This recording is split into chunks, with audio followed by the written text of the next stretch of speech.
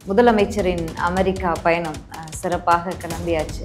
வழி அனுப்பி வச்சுருக்காங்க. ஆனால் அங்கே ஏர்போர்ட்லேருந்தே ப்ரெஸ் மீட்டும் கொடுத்துட்டு தான் போயிருக்காரு தெளிவாக. இருந்தாலுமே பல்வேறு விமர்சனங்களை கிளப்பியிருக்கு. நம்மளுக்கு எது நாட்டு நடப்பும் தெரியாது, வரலாறும் தெரியாது. பத்திரிகையில் நம்ம பேர் வந்துகிட்டே இருக்கணும் இல்லைன்னாலும் அப்படின்றதுக்காக பேசிட்டு போயிருக்காரு. அது மாதிரி இதுவும் முதலமைச்சருடைய பயணத்தை பற்றியும் பேசியிருக்காரு. இப்போ அண்ணாமலை லண்டனில் ஆக்ஸ்போர்ட் யூனிவர்சிட்டியில் அரசியல் படிப்பு படிப்பதற்காக போகிறாரு. அவ்வளவு அறிவார்ந்தவர் அதெல்லாம் தெரியாமலாம் இந்த விஷயத்துல எல்லாம் பேச போகிறார். அறிவு இல்லாதவங்க அங்கே போகிறார் படிக்கிறதுக்கு. அரசியல் அறிவு இருந்து தான் அவரையும் அங்கே போய் படிக்க போகிறாரு. நாங்கள் தான் எதிர்கட்சி, எடப்பாடிலாம் ஒன்றும் இல்லைன்னு சொல்கிறாங்க. எதிர்கட்சினா 3% வாக்கு வாங்கிட்டு எப்படி எதிர்கட்சி சொல்ல முடியும்? வெள்ளை அறிக்கை வெளியிட சொல்லுங்க அப்படின்னு சொல்லி கேட்டிருக்காங்க. தமிழ்நாட்டிலே முதலீடுகளை ஈர்க்க முடியல, தக்க வைக்க முடியல, இவர் வெளிநாட்டுக்கு போறாராம் அப்படிங்கிற மாதிரியான ஒரு நக்கலான விமர்சனத்தை. எத்தனை நிறுவனம் தமிழ்நாட்டை விட்டு போயிடுச்சுன்னு சொல்லுங்க. ஜெயலலிதா ஆட்சியில தான் இங்க வந்த நிறுவனங்கள்லாம் இவங்க கமிஷன் கேட்டாங்கன்னு சொல்லிட்டு தமிழ்நாட்டை விட்டுட்டு பெங்களூருக்கு போயிடுச்சு. தமிழ்நாட்டில் தான் முதல் கலைஞர் தான் ஐடி பாலிசி வெளியிட்டு இந்தியாவிலே மத்திய அரசு ஒன்றிய அரசு செய்யலை, எந்த மாநில அரசு செய்வதற்கு முன்னாடி ஐடி பாலிசியை வெளியிட்டு அதன் டைடல் பார்க் கட்டி வெளிநாட்டினுடைய ஐடி நிறுவனங்களெல்லாம் இங்கே இழுத்தார்.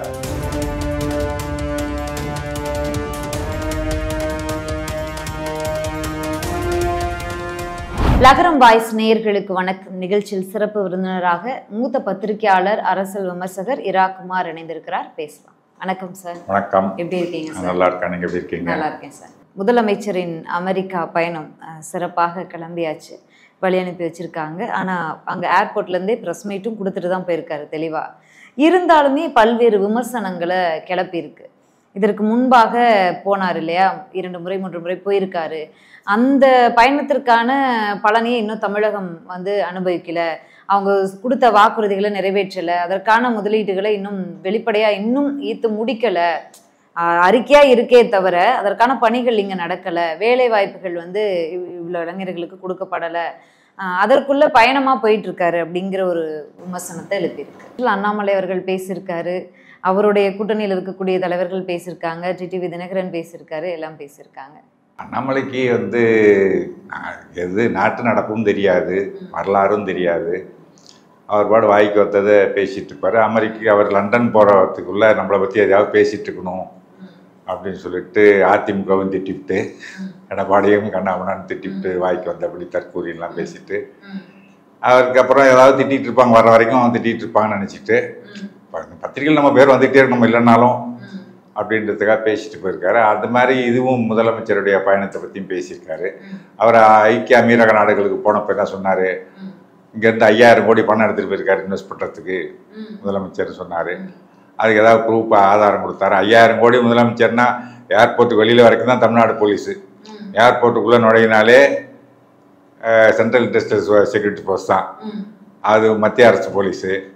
அது என்ன பண்ணுறாங்க, மத்திய அரசு கண்ட்ரோல் தானே. 5000 கோடி விமானத்தில் ஏற்றி எடுத்துகிட்டு போகிற வரைக்கும் ஒன்றிய அரசு என்ன பண்ணிட்டு இருந்துச்சு, அதெல்லாம் கேள்வி வரும்ல. அதை பற்றிலாம் எதுவுமே யோசிக்காமல் 5000 கோடி எடுத்துகிட்டு போயிட்டாரு. அதுக்கு எந்த ஆதாரமும் கொடுக்கல, அதுக்கு பொறுப்பேற்றுக்கிறதும் கிடையாது. வாய்க்கு வந்தபடி உளறிட்டு பேசிட்டு போகிறது. பொய்யை இந்த பொய்யை சொல்லுவார், அந்த பொய் ஓஞ்சின்னா அடுத்த ஒரு பொய்யை சொல்லுவார். வாயை திறந்தா பொய் சொல்கிறதே அண்ணாமலையுடைய வேலை. அதுக்கு பிறகு எத்தனை 1000 கோடி இன்வெஸ்ட்மெண்ட் வந்திருக்கு, அதை பற்றி அவருக்கு ஏதாவது தெரியுமா, எத்தனை தொழிற்சாலைகள் தொடங்கி இருக்காங்கன்னு தெரியுமா? பின்னாடி அதுக்கு முன்னாடி நீங்க சொன்னீங்க எடப்பாடியை பத்தி கண்ணா பின்னான்னு பேசிட்டு போயிருக்காரு அப்படின்னு சொல்லி. முதலமைச்சரை பத்தியும் பேசியிருக்காரு. என்னன்னா, மோடி அவர்கள் பல நாடுகளுக்கு பயணப்பட்டிருக்காரு. கிட்டத்தட்ட 14 நாடுகள்ல அவருக்கு உயரிய, அந்த நாட்டினுடைய உயரிய விருதுகளை கொடுத்தாங்க. அந்த சூடு போட்டுக்குன்னு சொல்லுவாங்களா ஒரு பழமொழி, பார்த்து சூடு போட்டுக்கிட்ட மாதிரி மோடியை பார்த்து ஒரு ஆசையில நப்பாசையில முதலமைச்சரும் பயணமா போய்கிட்டு இருக்காரு அப்படின்னு சொல்லிதான் மோடி 14 நாடுகள்ல விருது வாங்கினால 10 பைசா பிரயோஜனம் உண்டா உங்களுக்கு? இவருக்கும் ஏதாவது தனக்கும் எனக்கும் கிடைக்கும் அப்படின்னு நப்பாசையில போயிருக்காரு அப்படின்னு சொல்லியிருக்காரு. அதாவது கற்பனையில விடுறது. நான் கேட்கறேன், மோடி 14 நாடுகள்ல இல்ல 140 நாடுகள்ல விருது வாங்கிட்டு வரட்டும், நமக்கு ஏதாவது 10 பைசா அந்த நாட்டுக்கு பிரயோஜனம் உண்டா? அவர் தன்னை ப்ரமோட் பண்ணிக்கிறதுக்கு வெளிநாடுகளில் போயிட்டு தான் பெரிய ஆளுன்னு காமிச்சிக்கிறதுக்காக போகிறாரு. அவர் போய் எவ்வளோ இன்வெஸ்ட்மெண்ட் கொண்டு வந்துட்டாரா? அவர் வெளிநாடுகள்லேருந்து இந்தியாவுக்கு வந்துட்டு போயிட்டு இருந்தார் மோடி. அந்த 10 ஆண்டுகள்ல கொரோனா பீரியட் போக மற்ற நாட்கள் பூரா உலக நாடுகள்லாம் வியந்து போகாத நாடே கிடையாது. பிரதமர் மோடி அவர்கள் பல்வேறு நாடுகள்ல போய் தொழில வந்து இங்க ஈத்துட்டு வந்திருக்காரு. இந்தியாவிற்கு வேலை வாய்ப்புகளை பல லட்சம் சொல்றாங்கல்ல. பாஜக வந்து மூச்சுக்கு 300 வாட்டி சொல்றாங்க, அவங்க வெப்சைட்லயும் போட்டிருக்காங்க. நீங்க எடுத்தோன்னு இப்படி சொன்னா எப்படி? எத்தோட போட்டிருக்காங்க. 2 கோடி வருஷத்துக்கு 2 கோடி வேலை வாய்ப்பு கொடுப்பாங்கல்ல. 10 வருஷத்துல 20 கோடி வேலை வாய்ப்பு கொடுத்துருக்காங்க. அவர் போற இடத்துக்குலாம் பின்னாடியும் அம்பானியும் போறாங்க, அதானியும் போறாங்க, பல்வேறு அதானி கூடவே கூட்டிட்டு போறாரு.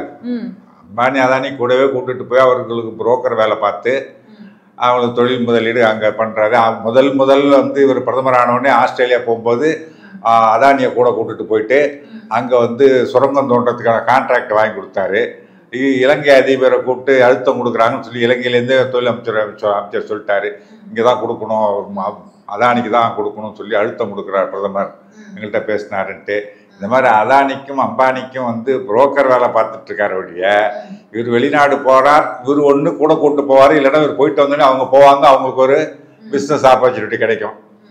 அவங்களுக்கு போய் பேசுறதுக்கு தான் போகிறாரு. இப்போ நம்ம டிஆர்பி ராஜா அங்கே முதல்ல போயிருக்காரு, முதலமைச்சர் போகிறதுக்கு. அங்கே போய் என்ன பண்ணிட்டாரு, அங்கே இருக்கிற தொழில் அமைப்புகள் முதலீட்டாளர் சங்கங்கள் அவங்களெல்லாம் பார்த்து தொழில் கூட்டமைப்பு எல்லாம் பார்த்து பேசி முதலமைச்சர் வந்து பேசுறதுக்கு ஆர்கனைஸ் பண்ணி வச்சிருக்காரு. அது தமிழ்நாட்டுக்கு பண்றாரு. இப்போ டிஆர்பி ராஜா தமிழ்நாட்டுக்கு என்ன செய்யறாரோ அதை வந்து அதானிக்கும் அம்பானிக்கும் இவர் போய் பண்ணார். யார்? மோடி. ஒரு பிரதமர் வேலையா இது? புரோக்கர் வேலை பார்த்துருக்காரு. ஆக்சுவலா தமிழ்நாட்டுக்கு செஞ்சா சர்வீஸு, மற்றவனுக்கு செஞ்சா தனியாருக்கு செஞ்சா அது புரோக்கர் தான் வேலை தான். அது அதைத்தான் பார்த்துருக்காரு இவர். அதை வந்துட்டு அதாவது அநாகரிகமாக வந்து அவர் புலியா அவரு, இவர் பூனையா இவர் பார்த்தாரா அண்ணாமலை? லண்டன் பயணத்திற்கு முன்பாக ஒரு மேடையில வந்து பல்வேறு விஷயங்கள் பேசினாரு. அதுல என்ன சொல்லியிருக்காருன்னா, காமராஜர் ஆட்சியில தமிழகத்திற்கு பல்வேறு நல விஷயங்களை பண்ணாரு, பல்வேறு நல்ல திட்டங்களை பண்ணாரு காமராஜர். அவருடைய ஆட்சியில் அவர் பண்ண திட்டங்களை தான் இன்று வரைக்கும் தமிழகம் அனுபவிச்சுட்டு இருக்கு. 20-25 வருஷமா 30-35 வருஷமா அனுபவிச்சுட்டு இருக்கு.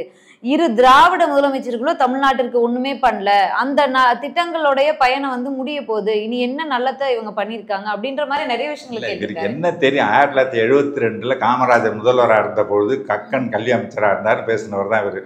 1972 கலைஞர் முதலமைச்சர், கல்வி அமைச்சராக பேராசிரியர் அன்பழகன் இருந்தார். இவர் என்ன தெரியும் இருக்கு, எதையாவது உளறி கொட்டுறது. அதாவது காமராஜர் கல்வி கண் திறந்தவர், பள்ளிக்கூடம் திறந்த ராஜாஜி மூடின எல்லா பள்ளிகளையும் திரும்ப திறந்து மதிய உணவு கொடுத்து அந்த குழந்தைகளை படிக்க வைக்கிறதுக்கு ஆரம்ப கல்விக்கு ஏற்பாடு செய்தார். அது யாரும் மறுக்கிறதுக்கு கிடையாது. ஆனால் அதன் பிறகு ஏதோ காமராஜர் காலத்தில் தான் தொழிற்சாலைகள் வந்தது, அணைகள் கட்டினாங்க, அதுக்கப்புறம் ஒரு அணை கூட கட்டலை அப்படின்றதெல்லாம் ஒரு பொய் பிரச்சாரம். திமுக மீது அவதூறு பேசுவதற்காக இவங்க உள்ளபடியே நோக்கம் வந்து காமராஜரை உயர்த்தி பேசுறது கிடையாது. திமுக மீது அவதூறு பேசணுங்க தான் காமராஜர் உயர்த்துவாங்க. திமுக ஆட்சியில் ஒன்றுமே நடக்கல, திராவிட கட்சிகள் ஒன்றுமே நடக்கல அப்படின்னு சொல்லி 42 அணைகள் கட்டியிருக்காங்க கலைஞருடைய ஆட்சியில், திமுக ஆட்சியில். எல்லாத்துக்கும் பட்டியல் இருக்கு, அதெல்லாம் எடுத்து போய் பார்க்கட்டும் அண்ணாமலை. அது எதுவுமே பார்க்க ஒண்ணுமே நடக்கல. தமிழகத்திற்காக யோசிச்சாரு, தமிழ்நாட்டை காப்பதற்காக யோசிச்சாரு. ஆனா திமுக குடும்பத்திற்காக தான் ஒரு கான்ட்ராக்ட் எடுத்தா எவ்வளவு கமிஷன் வரும், அந்த குடும்பத்துக்கு எவ்வளவு போகும், அதை தான் யோசிக்கிறாங்க. இந்த மாதிரியான ஒரு தரக்குறைவான விமர்சனங்களையும் வச்சிருக்காரு. வந்து ஒரு ஆதாரம் இல்லாமல் திமுக ஃபைல்ஸ் வெளியிட போறேன் அப்படின்னு சொல்லிட்டு வெப்சைட்ல இருந்ததெல்லாம் எடுத்து போட்டாரு. வெப்சைட்ல இருந்து எடுத்து போட்டாரு. நான் கேட்குறேன், இன்னுட்டு தான் இது இருக்கு, அமலாக்கத்துறை இருக்குல்ல, எடுத்தா உடனே பாயுது இல்லை, போட வேண்டியதான வழக்கு. இன்னைக்கு வரைக்கும் ஒரு ஆதாரம் கொடுக்க முடியல செந்தில் பாலாஜி கேஸில். இன்னைக்கு வரைக்கும் ஒன்றும் கேஸை நடத்த வேண்டியதானே. உடனே 1 வருஷம் ஆகி போச்சு இல்லை, வழக்கு போட்டிங்களா, நடத்தலாம்ல. அவங்களே வச்சுக்கிட்டு அவ கேட்குறாங்க, ஒன்றுமே பேசாமல் இருந்தா எப்படியா, நீ இதுக்கு மேலே எதுவும் பண்ணா ஒத்துக்க மாட்டேன், இதுக்கு மேலே இடிக்கு வந்து அவகாசம் கொடுக்க முடியாது, உச்சநீதிமன்றமே சொல்லுது. அந்த அளவில் தான் அந்த வழக்கு இருக்குது. இடி வந்து தொடர்ந்த வழக்குகளில் இது வரைக்கும் எத்தனை வழக்கில் அவங்க வந்து தண்டனை பெற்று கொடுத்துருக்காங்கன்னா 4% வழக்கு தான். மீது 96% வழக்குகள் வழக்கு நடத்தவும் இல்லை, பாதிக்கு மேலே ஒன்றுமே நடக்கலை. அதில் 95% வழக்குகள் வந்து அரசியல்வாதிகளுக்கு மேலே, எதிர்கட்சிகள் மீது. 100 வழக்கு போட்டாலும் 95 வழக்கு அரசியல்வாதிகளுக்கு எதிராக போடுறது, பழி வாங்கிறது, இடியை வச்சு மிரட்டி கட்சியை உடைக்கிறது, ஆளுங்களை எடுக்கிறது, இந்த வேலை தான் பார்த்துட்டு இருக்காங்க. இந்த வேலை பார்த்துட்டு இருக்கிற கட்சியில் இருந்துட்டு அண்ணாமலை வந்து திமுக அரசை குறை சொல்கிறாரு. திமுக அரசை குறை சொல்கிறதுக்குல நான் கேட்குறேன், நீ ஆட்சியிலே இல்லாத ஒரு அண்ணாமலை தமிழ்நாட்டில் அவங்க ஒன்றுமே இல்லை, ஒரு 3% வாக்குகளை வச்சுக்கிட்டு நான் வந்து ஏதோ ஒரு பயணம் போகிறேன்னு சொல்லிவிட்டு முக்கால்வாசி தூரம் வண்டியில் ஏறிக்கிட்டு ஒரு நாளைக்கு 1.5 கிலோமீட்டர் நடந்துட்டு நடுவில் வேறு பிரேக் விட்டு ஹாஸ்பிட்டலில் போய் படுத்துக்கிட்டு எல்லாத்தையும் பண்ணிவிட்டு எத்தனை ரூபா வசூல் பண்ணியிருக்காரு, எத்தனை கோடி வசூல் பண்ணியிருக்காரு தெரியுமா? அவர் படைப்பயணன்ற பேரில் ஒரு சாமியார்கிட்ட போய் 20 கோடி கொடுன்னு மிரட்டியிருக்கான். இல்லாட்டா உன்னை பற்றி ஆபாச வீடியோ வெளியிட்டுருவோண்டான்ட்டு மயிலாடுதுறை மாவட்ட பாஜக தலைவர் பயணம் போகிறாரு அண்ணாமலை, அது 20 கோடி கொடு அப்படின்னு நோக்கி அவங்க எழுப்பி இருக்கக்கூடிய கேள்விகள் என்ன, வெள்ளை அறிக்கை வெளியிட சொல்லுங்க அப்படின்னு சொல்லி கேட்டிருக்காங்க. ஆனா முதல்வர் அவர்கள் அது ஒற்றை வரியில பதில் சொல்லிட்டு போயிட்டாரு ஏர்போர்ட்ல.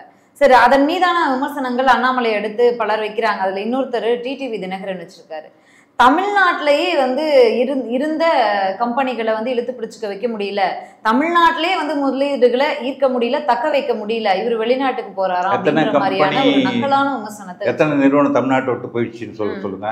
கர்நாடகா நோக்கி அவங்க அம்மா அம்மான்னு சொல்லிட்டு இருந்த ஜெயலலிதா ஆட்சியில தான் இங்க வந்த நிறுவனங்கள்லாம் இவங்க கமிஷன் கேட்டாங்கன்னு சொல்லிட்டு தமிழ்நாட்டை விட்டுட்டு பெங்களூருக்கு போயிடுச்சு. ஆக்சுவலா ஐடி நிறுவனங்கள் தமிழ்நாட்டில் தான் முதல் கலைஞர் தான் ஐடி பாலிசி வெளியிட்டு இந்தியாவிலே மத்திய அரசு ஒன்றிய அரசு செய்யலை, எந்த மாநில அரசு செய்வதற்கு முன்னாடி இங்கே வந்து ஐடி பாலிசியை வெளியிட்டு அதன் போது டைடல் பார்க் கட்டி வெளிநாட்டினுடைய ஐடி நிறுவனங்களெல்லாம் இங்கே இழுத்தார். அதன் பிறகு இவங்க ஆட்சிக்கு திரும்ப 2001 இவங்க ஆட்சிக்கு வந்த பிறகு வர வேண்டிய நிறுவனங்களும் திரும்பி போயிட்டான் பெங்களூர் பக்கம். இன்னைக்கு பெங்களூரில் ஐடி நிறுவனங்கள் அதிகமாக இருக்கிறது காரணம் வந்து அங்கே கர்நாடக அரசு இல்லை, ஜெயலலிதா.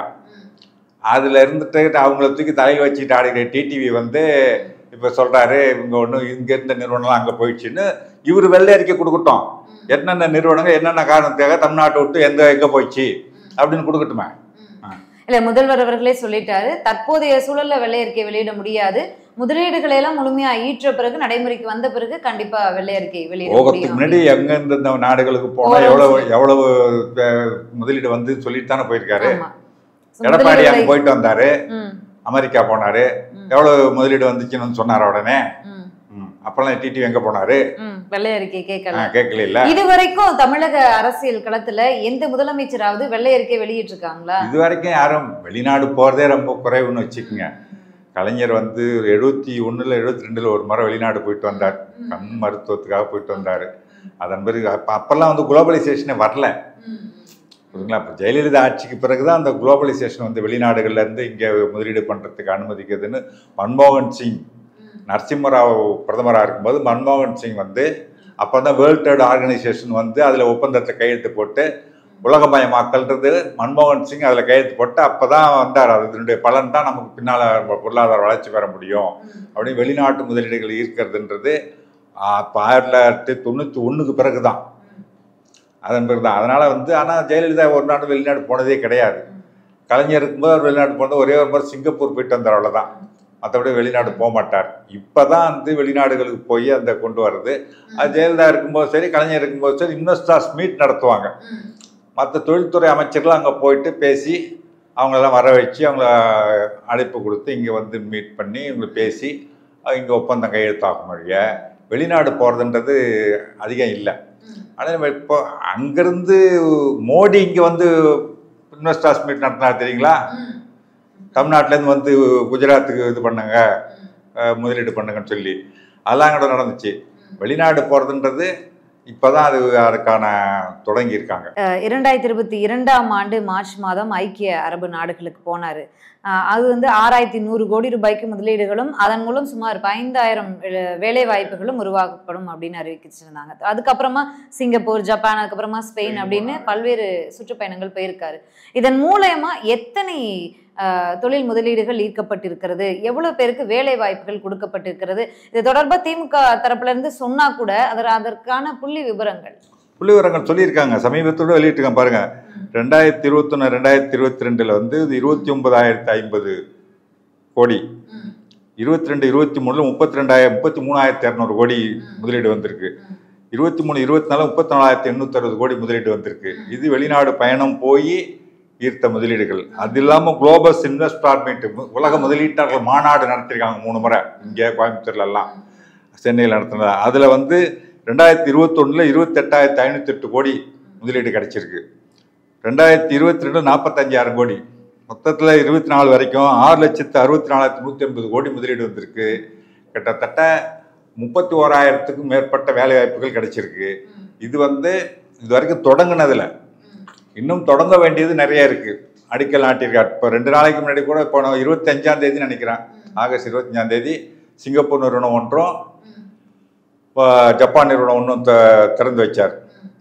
அதில் வந்துட்டு 13,000 பேருக்கு வேலை கிடைச்சிருக்குது. அது இன்னும் ஒரு 5 நிறுவனங்களுக்கு அடிக்கல் நாட்டியிருக்கார். தூத்துக்குடியில் கூட ஒரு நிறுவனத்துக்கு அடிக்கல் நாட்டியிருக்காங்க, ஒரு எலக்ட்ரிக் கார் நிறுவனத்துக்கு. அதெல்லாம் வேலை நடக்கும். உடனே இப்போ இன்வெஸ்ட்மெண்ட் கையெழுத்து ஒப்பந்தான உடனே அமைக்கப்பட்டு இன்னும் வந்து இளைஞர்களுக்கு ஒரு தொழிற்சாலை திறக்குதுன்னா போய் உடனே திறந்துட முடியுமா? வீடு திறக்கிற மாதிரி. அது எவ்வளோ பெரிய கட்டடம் கட்டணும், அதுக்கான வேலை ஆள் எடுக்கணும், அதுக்கான இதெல்லாம் அங்கே இருந்துட்டு கருவிகள்லாம் கொண்டு வரணும், எந்திரங்கள் கொண்டு வரணும், அதெல்லாம் இன்ஸ்டால் பண்ணணும். பெரிய வேலை அது. 6 மாதத்தில் முடிக்கிற வேலை கிடையாது. 1 வருஷம் 2 வருஷம் ஆகும். அதுக்கான பணிகள் நடந்துகிட்டு இருக்கு. எல்லாம் முடியுன்ற பொழுது பல லட்சம் பேருக்கு வேலை வாய்ப்பு கிடைக்கும். அப்ப அண்ணாமலை வந்து லண்டன்ல ஆக்ஸ்போர்ட் யூனிவர்சிட்டியில அரசியல் படிப்பு படிப்பதற்காக போறாரு. அவ்வளவு அறிவார்ந்தவர், அதெல்லாம் தெரியாமலாம் இந்த விஷயங்கள் எல்லாம் பேச போறாரு. அறிவு இல்லாததால அங்க போறாரு படிக்கிறதுக்கு. அரசியல் அறிவு இருந்துதான் அவரையும் அங்க போய் படிக்க போறாரு. அது உள்ளூர் அறிவே தெரியல அரசியல. இவர் வந்து இன்டர்நேஷனல் பாலிடிக்ஸ் படிக்க போறாராம். அப்ப நீங்க நம்புறீங்க அது வந்து அரசியல் படிப்பிற்காக தான் லண்டன் போறாருங்கிறத நீங்க ஒத்துக்கிறீங்க? அவர் சொல்றபடியே நம்ம ஏத்துப்போம். அவர் இன்டர்நேஷனல் பாலிடிக்ஸ் பத்தி படிக்க போறாராம். உள்ளூர் அரசியல் முதல்ல படி. 1972 காமராஜர் முதல்வர்னு உளராத. 1969 வீர சிவாஜி, சத்ரபதி சிவாஜி இங்கே வந்து காளிகாம்பல் கோயிலுக்கு 1969 வந்தார்னு உளராத. அவர் 1600 இறந்து போனார். இந்த மாதிரி உளறதை நிறுத்திட்டு 360 டிகிரி எதிரெதிராக இருக்கும் சித்தாந்த ரீதியில். 360 டிகிரி எதிரெதிராக 360 ஒரே புள்ளி, 180 டிகிரி எதிரெதிராக இருக்கும். நான் படித்த இதில் அப்படி தான் இருக்குது. எங்களுக்கு வாத்தியார் அப்படி தான் சொல்லி கொடுத்தாரு பள்ளியில். அண்ணாமலை என்ன ஐபிஎஸ் படித்தாருன்னு சந்தேகமாக வருது. சரி, தொடர்ந்து இப்ப எதிர்கட்சியாக அபிஷியலான எதிர்கட்சியாக இருக்கிறது அதிமுக. எதிர்கட்சி தலைவர் எடப்பாடி பழனிசாமி இருக்கிறார், அவரும் செயல்பட்டு கொண்டிருக்கிறார். ஆனா பாஜகவின் மாநில தலைவர் அண்ணாமலை தொடர்ந்து திமுகவின் மீதும், திமுக தலைமை குடும்பத்தின் மீதும், முதலமைச்சர் ஸ்டாலின் மீதும், விளையாட்டுத்துறை அமைச்சர் உதயநிதி ஸ்டாலின் மீதும் தொடர்ந்து விமர்சனங்களையும் கோபம், அதாவது கடும் கோபம் எழுந்து இவங்களுக்கு கொந்தளிக்கிற அளவுக்கான விமர்சனங்களை வைப்பதற்கு என்ன காரணம்னு நினைக்கிறீங்க? ஒரு விஷயம், கலைஞர் இருக்கிற வரைக்கும் அவர் திட்டினாதான் 4 பேர் திரும்பி பார்ப்பான். அதனால புதுசாக இன்னைக்கு ஒரு கட்சி ஆரம்பிக்கிறவங்க கூட கலைஞர் தான் திட்டுவான். வேற யாரும் திட்டுனா இவனும் திரும்பி பார்க்க மாட்டான். அதனால் அதே மாதிரி இப்போ வந்து அதுக்கு பிறகு திமுக ஆளுங்கட்சியாகவும் இருக்குது. அப்படி திமுக விமர்சனம் பண்ணாதான் நமக்கு வந்து பத்திரிகைகள் வந்து ஒரு செய்தி வெளியிடும், நமக்கு ஒரு லைம் லைட்டு கிடைக்கும், விளம்பர வெளிச்சம் நம்ம மீது விடும், பத்திரிகைகளில் நம்ம நியூஸ் வந்துக்கிட்டே இருக்கோம் அப்படின்றதுக்காக திமுக தொடர்ந்து விமர்சனம் பண்ணிட்டு இருக்காரு. ஒழிய திமுக விமர்சிக்க கூடாத கட்சி கிடையாது. ஆட்சியை விமர்சிக்கலாம், கட்சி விமர்சிக்கலாம், முதலமைச்சர் விமர்சிக்கலாம், யாரை வேணா விமர்சிக்கிறதுக்கு ஒரு உரிமை உண்டு. அதில் எந்த மாறுபட்ட கருத்தும் இல்லை. ஆனால் ஆதாரத்தோடு பேசு. சும்மா நான் ஃபைல் விட்றேன்னு சொல்லிட்டு வெப்சைட்டில் இருக்கிறத எடுத்து 2 லட்சம் கோடி சொத்து இருக்குது அப்படின்னு சொல்லி எடுத்துவிட்டு திமுக வந்து 33 கல்வி நிறுவனம் நடத்துதுன்னு சொல்லி சொல்கிறாரு. திமுக ஒரு காலேஜ் ஒரு ஸ்கூல் உண்டா? திமுகவில் இருக்கிறாங்கன்றத கூட சொல்ல தெரியல உனக்கு. திமுக தலைவர் நடத்துறாங்க, எம்பி நடத்துறாங்கன்னு சொல்லி கூட சொல்லு. அதை விட்டுட்டு திமுக நடத்திக்கிட்டு இருக்கு அப்படின்னு சொல்லி ஒரு சொல்றாரு. இப்படித்தான் உளர்றாரு. ஓகே, இந்த திராவிட வரலாற்றுல ஒன்று திமுக ஆட்சியில் இருக்கும், இல்ல காங்கிரஸ், நீதி கட்சி, காங்கிரஸிற்கு பிறகு தேசிய கட்சிகளுடைய அந்த சரிவிற்கு பிறகு இரு திராவிட கட்சிகள்ல அதிமுக இல்ல திமுக ஏதோ ஒரு கட்சி ஆட்சியில் இருக்கும். அப்படி இருக்கும்போது ஆளுங்கட்சி எதிர்த்து அரசியல் செய்வது வரலாறாக இருந்து இன்றைக்கு தேசிய கட்சிகளும் அதையே பின்பற்றுறாங்க. இப்ப வந்து பாஜகவுக்கு வந்து திமுகவை எதிர்த்தாதான் இங்க அரசியல் செய்ய முடியுங்கிற அந்த ஒற்றை புள்ளியில தான் நிக்கிறாங்க. அப்படி நிக்கும் வரைக்கும் அது திமுகவுக்கு வெற்றி தானா? எதிர்த்து அரசியல் செய்ய முடியலையன்றதுதான் பிஜேபிக்கு கவலையே. நாங்க தான் எதிர்கட்சி, எடப்பாடி எல்லாம் ஒண்ணும் இல்லைன்னு சொல்றாங்களே. எதிர்கட்சினா 3% வாக்கு வாங்கிட்டு எப்படி எதிர்கட்சி சொல்ல முடியும்? சட்டசபையில் யாரு எவ்வளவு ஓட்டு அவங்க? அது அதிமுக கூட்டணி வச்சதுனால ஒரு 4 எம்எல்ஏக்கள் வெற்றி பெற்று வந்தாங்க. அது 62 இடம் வெற்றி பெற்றிருக்கிறது யாரு? எடப்பாடி தானே, அதிமுக தானே. அதுதான். அது எதிர்கட்சியா, இது எதிர்கட்சியா? சொல்றது வேணா சொல்லிக்கிறோம். நாங்கள் தான் களத்தில். நாங்கள் ஏங்க அவர் சொன்னது எத்தனை சொன்னார் போன மக்களவைத் தேர்தல் என்ன சொன்னார், எழுதி வச்சுக்கிங்கன்னா திமுக டெபாசிட் இழக்கப்புறம் முதல் தொகுதி கோயம்புத்தூர், 3 சுற்று வாக்கு எண்ணிக்கையில் தெரிஞ்சுவிடுங்கன்னா கொங்கு மண்டலம் முழுக்க பாஜக தான் வெற்றி பெறும், திமுக அவுட்டு. தென் மாவட்டங்கள் பாருங்க, ஒரு தொகுதியில் கூட திராவிட கட்சி எம்பி வரமாட்டான் அப்படின்னு சொல்லி சொன்னாரு. எல்லாம் எது வந்துச்சு? ஓகே, 40க்கு 40 திமுக வெற்றி பெற்றாலும் வாக்கு சதவீதம் கொஞ்சம் குறைஞ்சிருக்கு. அதையெல்லாம் தாண்டி பாஜக பல இடங்கள்ல 2வது இடத்தை பிடிச்சிருக்கிறதையும் நம்ம பார்க்க வேண்டிய சூழல். பாப்புலரா இருக்கிற லீடர்ஸை கொண்டு வந்து நிறுத்தினாங்க. ஏன்னா அதனால சில வந்தது. வாக்கு சதவீதம் குறைந்ததுக்கு காரணம் பாஜகவும் அதிமுகவும் பிரிந்து நின்றது. சரி, அதிமுக ஏன் சொல்லு கேளுங்க. ஏன் பாஜகவும் அதிமுக ஏன் தனித்தனியா நின்றதுனாலதான் திமுக வாக்கு சதவீதம் குறைஞ்சிச்சு. இந்த தேர்தல் மோடி வேண்டுமா வேண்டாமா அப்படின்றதுக்கான தேர்தல். சில பேர் சொல்றாங்க பிஜேபி ஏடிஎம்கே ஒன்னா சேர்ந்திருந்தா 4 இடம் ஜெயிச்சிருக்கலாம், 5 இடம் ஜெயிச்சிருக்கலாம், 10 இடம் ஜெயிச்சிருக்கலாம் சொல்றாங்க. தப்பான கணக்கு. தேர்தல் எதுக்கு? மோடி வேண்டுமா வேண்டாமான்றது. மோடி வேண்டாம்னு நினைக்கிற தமிழ்நாட்டில் பெரும்பகுதி மக்கள் வேண்டாம்னு நினைக்கிறாங்க. மோடிக்கு எதிரான வாக்கு. மோடிக்கு எதிராக வேண்டாம்னு நினைக்கிறவங்களுக்கு 2019 இருந்த ஒரே ஆப்ஷன் திமுக. ஏன்னா அதிமுக கூட்டணி வச்சிருந்தது. இப்போ அதிமுக தனியாக வந்ததுனால 2 ஆப்ஷன். ஒன்று திமுகவுக்கு போடலாம், இல்லை அதிமுகவுக்கு போடலாம். ஆக மோடி எதிர்ப்பு வேண்டாங்கிற ஓட்டு 2ஆக பிரிந்ததால் திமுகவுக்கு வாக்கு சதவீதம் குறைஞ்சிச்ச ஒழிய திமுக மீது ஆனால் அதிருப்தியால் குறையல. அதுதான் உண்மை. 2026ல அந்த மேடை பேச்சுல அண்ணாமலை அவர்கள் சொல்றாரு, வரக்கூடிய உள்ளாட்சி தேர்தல்கள்ல அனைத்து தொகுதிகளிலையும் பாஜக வேட்பாளர் போட்டியிடணும் அப்படிங்கிறது அவர் ஒரு உறுதியா கட்டளையிட்டும் அப்படின்னு சொல்லலாம், உறுதிப்பட சொல்லியிருக்காருன்னு சொல்லலாம், தொண்டர்களுக்கு நிர்வாகிகளுக்கு ஆணையிட்டு இருக்காருன்னு சொல்ல அப்படின்னு சொல்லியிருக்காரு. அதுதான் வந்து நம்ம 2026ல ஆட்சியை பிடிப்பதற்கான முதல் வழி. 2026ல பாஜக தான் முதலமைச்சர் பதவியை பிடிக்கணும், முதலமைச்சர் ஆகணும், பாஜகவினர் தான் வெற்றி பெறணும் அப்படிங்கறத சொல்லியிருக்காரு. இப்ப 2026 தேர்தல் தாவேகா தலைவர் விஜய் அரசியலுக்கு வராரு, முதல் தேர்தலை சந்திக்கிறாரு. கிட்டத்தட்ட பிப்ரவரியிலிருந்தே அவர் அதற்கான அடித்தளத்தை போட்டுக்கிட்டு இருக்காரு. அது போக பாஜக கூட்டணி, அதிமுக அப்படின்னு, நாம் தமிழர் அப்படின்னு இவ்வளவு போட்டிகள் இருக்கும்போது 2026 திமுகவினருக்கு சவாலாக இருக்குமா? ரொம்ப ஈஸியா இருக்கும். சில பேர் வந்து திமுகவுக்கும் சாலிடா ஒரு ஓட் பேங்க் இருக்குங்க. எதிர்ப்பு ஓட்டுகள் எல்லாம் உழவு பிரிஞ்சா என்ன ஆகும்? திமுக ரொம்ப கம்ஃபர்டபுளா வந்துடும். இப்ப நடிகர் விஜய் வரும்போது அந்த இளைஞர்களின் வாக்குகள் வந்து கொஞ்சம் அதாவது நாராயணசாமி நாயுடுன்னு ஒரு விவசாயிகள் சங்க தலைவர் ஒருத்தர் இருந்தார் 70களில், எம்ஜிஆர் பீரியட்ல. அவர் வந்து தமிழ்நாட்டை கிட்டுக்கிட்டுக்க வச்சார். அவ்வளவு செல்வாக்கு. விவசாயிகள் பூரா தமிழ்நாடு முழுக்க அவர் பின்னால் இருந்தாங்க. இந்திரா காந்தி அம்மா கோயம்புத்தூர் போய் அவர் வீடு தேடி போய், சாதாரண ஒரு வீடு உட்காந்துருக்காரு, அவர் வீடு தேடி போய் ஆதரவு கேட்டாங்க. அந்த அளவுக்கு செல்வாக்கா இருந்தவர் உழவர் உழைப்பாளர் கட்சின்னு ஆரம்பிச்சார். காணாம போயிட்டார். ஏன்னு சொன்னா எல்லா கட்சியை சேர்ந்த விவசாயிகளும் அந்த சங்கத்துல இருந்தாங்க. விவசாய சங்கமா இருக்கும்போது அவரே அரசியல் கட்சி ஆரம்பிச்ச உடனே அந்தந்த விவசாயிகள் அவங்கவுங்க கட்சிக்கு போயிட்டாங்க. விஜய்க்கு எல்லா கட்சியில இருந்தும் ரசிகர்கள் இருக்காங்க. இவர் அரசியல் கட்சி தொடங்கினால் அத்தனை லட்சம் ரசிகர்களும் அவர் கூடவே இருப்பாங்கன்னு சொல்ல முடியாது. அவங்கவுங்க கட்சி கொஞ்சம் பேர் தொடங்கி அந்த சோசியல் மீடியா ஆப்புகள்ல தான் கிட்டத்தட்ட ஒரு 80 லட்சம் வரைக்கும் உறுப்பினர்களா சேர்ந்திருக்காங்கன்னு சொல்லப்படுது. சோசியல் மீடியாவில் சேர்றதெல்லாம் வச்சு சொல்ல முடியாது. சோசியல் மீடியாவை வச்சு ஓட்டு வாங்க முடியாதுங்க. ஒரே ஒன்று சொல்லிட்டுங்களா, ஒருத்தவங்க புத்தகம் வந்து வெளியிட போறேன்னு சொல்லி வெளியிட்டு ஒரு அவங்க ஃபேஸ்புக்கில் போட்டோடனே வாங்க கத்துருக்குறோம், அவசியம் வாங்குவோம், ஆகும்னு சொல்லி எத்தனை பேர் வந்து போட்டாங்க. 400-500 பேர். 2 புத்தகம் கூட விற்கல சோசியல் மீடியாவில், யாரும் வாங்கல. சோசியல் மீடியா சும்மா அது வந்து அதை வச்சுலாம் ஒண்ணுமே பண்ண முடியாது. ஒரு பில்டப் கொடுக்கலாம், அவ்வளவுதான். அரசியல் கட்சி உறுப்பினர்களுக்கும் அதுக்கும் வேணா சும்மா வச்சுக்கலாம். ஆனா ஆட்சி மாற்றத்திற்கே பல நேரங்களில் சோசியல் மீடியா இப்போதைய சூழல்ல உதவி இருக்கிறது அப்படிங்கறதெல்லாம் பார்க்கலாம். தமிழ்நாட்டை பொறுத்த வரைக்கும் சோசியல் மீடியா பத்தி நீங்க பேசுனதுனால, சோசியல் மீடியால ஆக்டிவா இருக்கக்கூடிய கட்சி அப்படின்னா முதல் இடத்துல நாம் தமிழர் இருக்காங்க, 2வது இடத்துல தான் திமுக இருக்கிறது. இந்த 26 எலெக்ஷனுக்கான குழு அமைத்திருக்கிறாரு. அதற்கான வேலைகள் ஒரு சொல்லுங்க. தமிழ்நாட்டினுடைய வாக்காளர் எண்ணிக்கை எவ்வளவு? மக்கள் தொகை விட்டுருங்க. வாக்காளர் எண்ணிக்கை எவ்வளவு? 6 கோடிக்கு மேல இல்லையா? சோசியல் மீடியாவில் எத்தனை பேர் இருப்பாங்க? அதில் எத்தனை பர்சன்டேஜ் ஆக்டிவாக இருக்காங்க? அதில் எத்தனை பர்சன்டேஜ் நாம் தமிழர் கட்சி? இதெல்லாம் கணக்கு போட்டிங்கன்னா 1% 2% இருப்பான். அப்படின்னா தலைவிதி நிர்ணயிக்க முடியும். 1% 2% கிட்டத்தட்ட 8% வாக்குகள் வாங்கியிருக்காங்களே சார் இந்த முறை. அதுதான் 8% வாங்கியுமே அவங்க 8% அவங்க இருக்கட்டுமே, 8% அவங்க அப்படியே சோசியல் மீடியாவில் இருக்கட்டும். அத்தனை பேரும் நாம் தமிழர் கட்சியில் இருக்க அத்தனை பேர் சோசியல் மீடியா இருக்கட்டும். என்ன பண்ண முடியும்? 8% வச்சுக்கிட்டு 30% மேலே வாக்கு வாங்கினா வெற்றி பெற முடியும். இந்த 3 வருட ஆட்சி திமுகவிற்கு என்னென்ன விஷயங்கள்லாம் சாதகமா இருக்கு, என்னென்ன விஷயங்கள் பாதகமாகவும் மாறி இருக்கிறதா நினைக்கிறீங்க?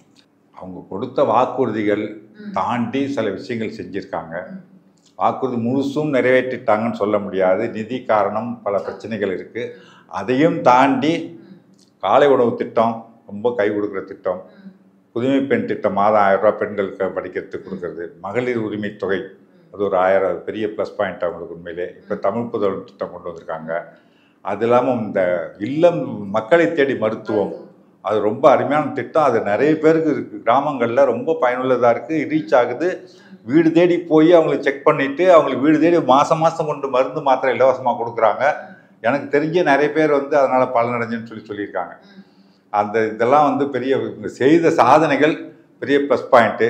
ஆனால் என்ன ஒன்று, இந்த அரசு ஊழியர்கள் ஆசிரியர்களுக்கான சில வாக்குறுதிகள் இன்னும் நிறைவேற்ற முடியல. அதில் குறிப்பாக முக்கியமானது இந்த பழைய ஓய்வூதிய திட்டம், அதை கொண்டு வர முடியல. அதுக்கு இந்த நிதிநிலை பெரிய தடையாக இருக்குது. அதில் அவங்க கொஞ்சம் அதிருப்தியாக இருக்காங்க. ஆனால் ஒன்று, அரசு ஊழியர்கள் ஆசிரியர்களுக்கு கொஞ்சம் அதிருப்தி இருக்குது, இல்லைன்னு சொல்ல முடியாது. அதிருப்தி இருந்தாலும் அது வந்து அரசின் மீது கோபமாக மாறுற அளவுக்கு அதிருப்தி இல்லை. அது ஒரு மைனஸ்ன்னு சொன்னால் அதான் சொல்லலாம். மற்றபடி வந்து இவங்க கூட்டணி ஸ்ட்ராங்காக இருக்குது.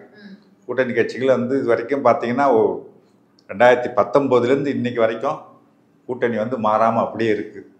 கருத்து வேறுபாடுகள் இருக்குது, இருந்தாலும் கூட்டணியை எல்லாரையும் அரவணைச்சு கொண்டு போயிட்டுருக்காரு முதலமைச்சர் ஸ்டாலின். அது பெரிய ப்ளஸ் பாயிண்ட்டு. இவங்க செய்த சாதனைகள் பெரிய ப்ளஸ் பாயிண்ட். கடைசியாக கருத்து வேறுபாடுகள் நீங்கள் சொன்னதுனால இந்த முருகன் மாநாடு பல்வேறு கருத்து வேறுபாடுகளை உள்ளுக்குள்ளேயே உருவாக்கி இருக்கு, விமர்சனங்களை கிளப்பி இருக்கு. இந்த ஏர்போர்ட்டில் வச்சு செய்தியாளர்கிட்ட பேசும்போது அமைச்சரவையில் மாற்றம் இருக்குமான்னு கேட்கும்போது மாற்றம் ஒன்றே மாறாது, வெயிட் அண்ட் சீன்னு சொல்லியிருந்தாரு. இப்போ ரிட்டர்ன் வந்து கிட்டத்தட்ட 17 நாட்கள் அமெரிக்கா பயணம், அது முடிந்து வந்தவுடனே அமைச்சரவையில் மாற்றம் இருக்குன்னு எதிர்பார்க்கலாமா? இருக்கலாம். அதை முதலமைச்சருடைய தனி உரிமை. நீங்கள் இது கூட விமர்சனம் சொன்னீங்களா, அந்த மாநாடு அது ஒன்றும் திமுக நடத்தலையே. இந்த கோயில் கும்பாபிஷேகம் தான் நடத்துது அறநிலையத்துறை. அப்போ திமுக உன்ன அண்ணா திமுகன்னு கட்சி ஓட் பேங்க வாக்கரசியலுக்கு வரும் பொழுதே அண்ணா என்ன சொல்லிட்டு, அவர் நாத்திகராக இருந்தாலும் கட்சியோட கொள்கை வந்து ஒன்றே குலம் ஒருவனே தேவன் சொல்லிட்டார். கடவுள் இல்லை அப்படின்ற கொள்கையை பெரியார்ட்டேருந்து வெளியில் வரும்போது அதை விட்டுட்டார். அவர் நாத்திகர் தான், கலைஞர் நாத்திகர் தான். ஆனால் திருவாரூர் தேரை ஓட விட்டவர் கலைஞர் தான். மயிலாப்பூர் குளத்தை தூர்வாரினதும் கலைஞர் தான். இப்போவும் வந்து இத்தனை 1000 கோயில்களுக்கு கும்பாபிஷேகம் பண்ணியிருக்காங்க. இந்த கோயில் நிலங்களை மீட்டிருக்காங்க. அறநிலையத்துறை முருகன் மாநாடு நடத்துது, அது மிகப்பெரிய வெற்றி. எனக்கு அதில் உடன்பாடு இல்லாத ஒரு 2 விஷயம். அந்த தீர்மானம் நிறைவேற்றினாங்க பாருங்க, அந்த தீர்மானத்தில் 2 விஷயம் எனக்கு உடன்பாடு கிடையாது. அது என்னன்னு சொன்னால், அந்த கந்த சஷ்டி கவசம் பாராயணம் பண்ணணும் மாணவர்கள். இந்த அறநிலைத்துறையின் கீழ் உள்ள பள்ளி கல்லூரிகள்ல இந்த முருகன் வந்தான பாடல்கள் இதெல்லாம் பாடமா வைக்கணும், சிறப்பு பாடமா வைக்கணும்னு சொல்லி அது 2 தேவையில்லாதது. அது ஒன்று தான். அது இவங்க தீர்மானம் நிறைவேற்றிருக்காங்க. அது ஒன்றும் அரசு ஏற்றுக்கல. அரசு ஏற்றுக்கிட்டாதான் அதை பற்றி விமர்சனம் பேசுறதுக்கு. நிறைய விஷயங்களை பகிர்ந்துக்கிட்டீங்க. மீண்டும் சந்திக்கலாம். நன்றி சார். நன்றி, வணக்கம்.